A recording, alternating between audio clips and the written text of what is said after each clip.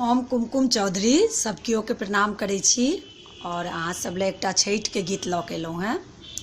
सुनू जय छठि मैया और कनी लाइक कमेंट सेहो करियौ जैसे हमरा सबके मोन लगतै गबै में और गीत सब सुनाएब अहाँ सबके। जय मिथिला।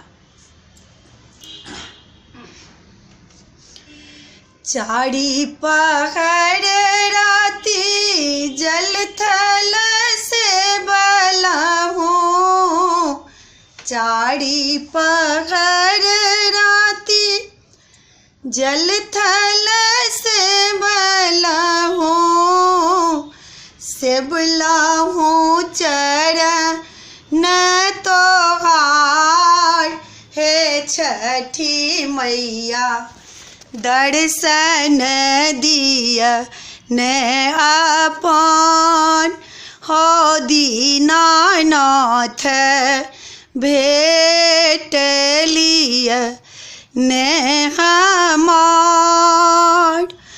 मांगो मांगो तिरिया का उन फल मांग,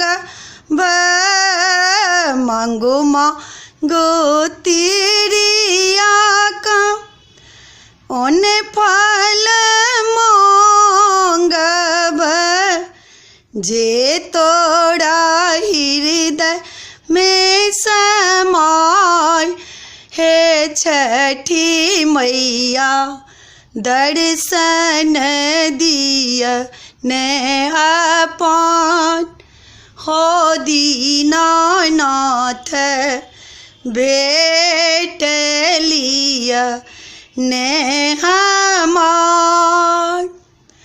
अपना ले मांगल अबध सिंदूर बा, अपना ले मांगल अवध सिंदूर बा, जन्म जन्म अही बात हे छठी मैया, दर्शन दिया ने हमार हो दीनानाथ, भेट लिया ने हमार।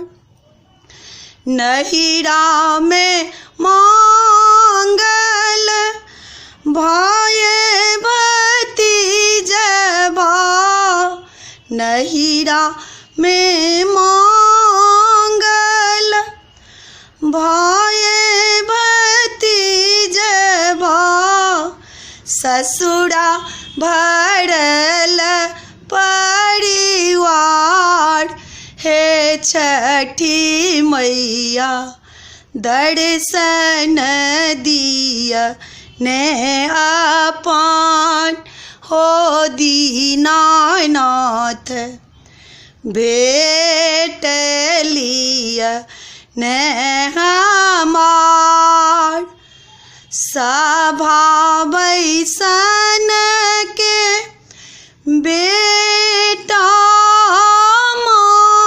मांगल, सभा बैसन के बेटा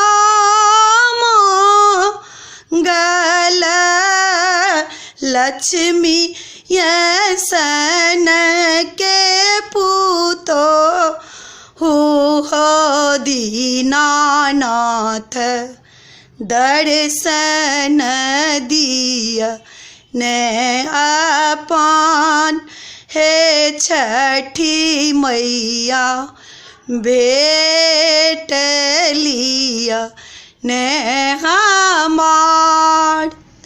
रोन की जून किए बेटी मांगल, रोन की जून की बेटी मांगल, पढ़ल सुपात